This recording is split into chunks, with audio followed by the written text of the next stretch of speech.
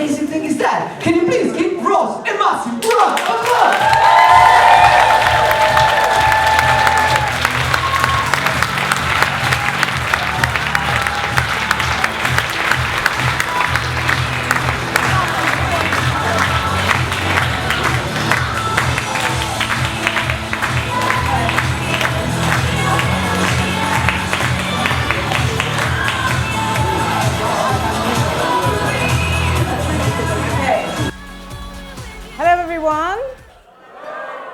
What? I didn't hear you over this side. Hello, everyone. That's better. Is everyone? My name is Roz Thornton, as you can tell, and I'm a career coach. Okay, and I am happy to be here. Does anyone heard of the story of Cinderella? Yeah? Put your hand up if you know the story of Cinderella. Great story, isn't it? That's how I feel. I feel like Cinderella after she met the fairy godmother. Warren, fairy godmother. And I just feel like Cinderella when she was told she could go to the ball. And I feel like I'm at the ball. This is my ball. I'm here now. I feel like I've been waiting for my whole life for this moment. So I'm going to claim my moment. And I'm sorry if I go over time. But I'm claiming my spot and I'm claiming my moment. I do like talking, so forgive me if I do ramble on. So my life, I think, at the moment for me, is amazing. Okay? Who here has got an amazing life? Put your hand up. Yes! Brilliant. Because we deserve it. And the reason why I think my life is amazing is because it wasn't always like that. And it started with the day I was born. I wasn't supposed to be here. I feel like I've been fighting my whole life to survive. Because what happened was, when my mother was giving birth, I was breeched. Does everybody know what a breech is? When you're upside down, you're the wrong way around. And the doctors called my father into the delivery room and said, I'm really sorry, but only one of them is going to survive. And you're going to have to make a choice. Either we're going to keep the baby, the mother will die, or you keep the mother and the baby will die. And my father chose to keep my mother because he had 7 other children at home that needed looking after. That was tough when I learned that. So he chose for her to survive and for me not to. But here I am. I'm here. And I think that there must be a reason why I survived, no?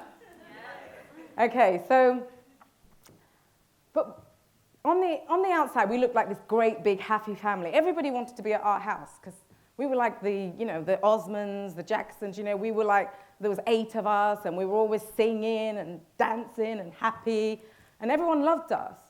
But actually, when people went home and the doors were closed, nobody realized that there was a lot of domestic violence going on in the house, okay? And my mother bore the brunt of it all. And I remember when I was about 7 years old, and I was tired of hearing the screams and the beatings, and I'd had enough. And I said, I've had enough. So I got out of bed, I went downstairs, and they were pushing. Like my dad was going, I'm going to get you. And my mum was on the other side going, you stay away from me. So I got in the middle of them, and I started pushing on my mum's side. But what I didn't realize was it was a glass door. And then there was a crack, and the glass shattered. And them 2 jumped back, and I stayed there because I didn't know what was happening. I was 7. And I got cut from head to toe, and I was rushed to hospital.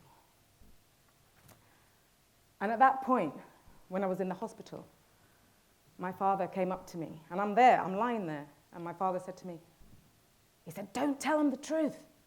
If you tell them the truth, they'll take you away. So I didn't tell the truth. I lied. But I'm here today to tell my truth. I'm speaking the truth today. So fast forward to the year 2000. And you can imagine, as an adult, What does that do to you? It really warps your sense of identity. It also warps your sense of what type of partner you're going to look for. So I got myself into all sorts of situations, which I won't go into now, because we don't have time. But needless to say, I did attract the wrong guy all the time. In the year 2000, I gave birth to my daughter, and I became a single mum. And I don't know, is anyone parents in the room? Yeah. Nearly. And it's not easy, is it? You know, especially if you're working full-time. So you can imagine I was a single mum, I was working full-time, I was always broke, I was what I call a juggler and a struggler. I was juggling childcare, I was juggling work. I didn't have any work-life balance. I hardly even got to see my daughter, the very person that I was doing all this work for. I never actually hardly get to see her. And I remember there was one day I got home from work and I was so tired. And I was sick and tired of being sick and tired. Has anyone else got that feeling? Does anyone else have that feeling? And I was like, there must be a better way to live your life than juggling and struggling all the time. So I got mad, didn't I? I got angry. And I wrote a list. I wrote a list of 10 things that I wanted in 10 years' time. And they weren't easy things. They were big things. And the first thing on the list was, I never, ever want to have to work full-time again. I want my weekends to start on a Thursday. Because that's the kind of girl I am. I like to party. And I was getting on a bit. I was single. I said, I want a husband. And I want a damn good one as well. Don't just want anyone. And then I said, and I want a house in the sun. I want a house in the suburbs. I want a house in the country. In fact, I want loads of houses. I want loads of houses that pay me lots of money so I don't have to work. I'm not quite there yet, but I'm nearly there. And when I had this list, I was still mad. So I took the list, and I got down on my knees, and I said, God, whoever you are, I said, God, Allah, Buddha, universe. I said, give me these things on this list. And this is no word of a lie. I actually said that. And I said, and I'm not cheap. So don't scrimp on me. I want everything on this list.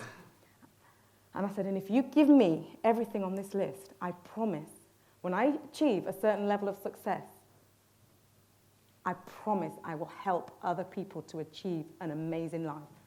That's why I'm here today.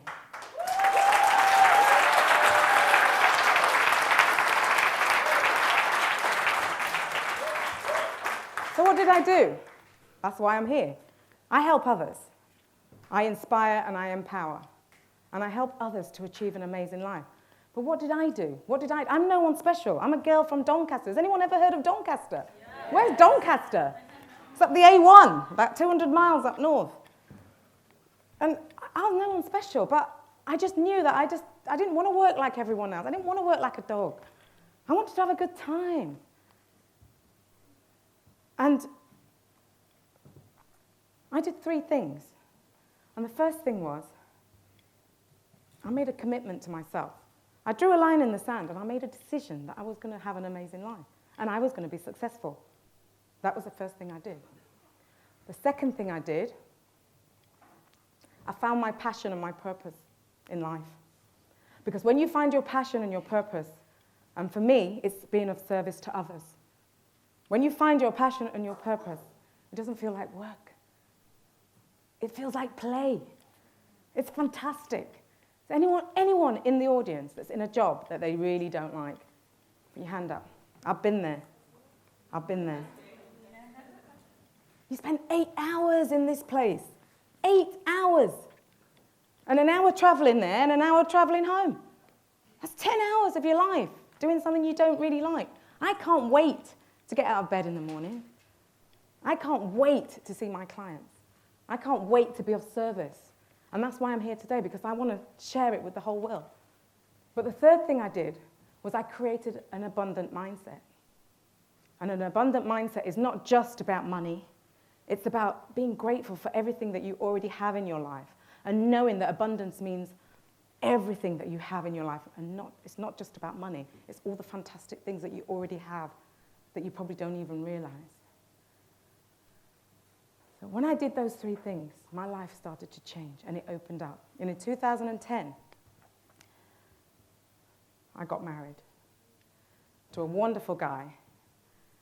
And just before I was about to leave the house, one of my bridesmaids saw me, and I had tears in my eyes. And she said, yeah, it's quite an emotional day, and blah, blah, blah. And I said, yeah, it's emotional. I wasn't crying because I was getting married. I was crying because getting married was the last thing on my list. It was number 10. And I did it in 2010.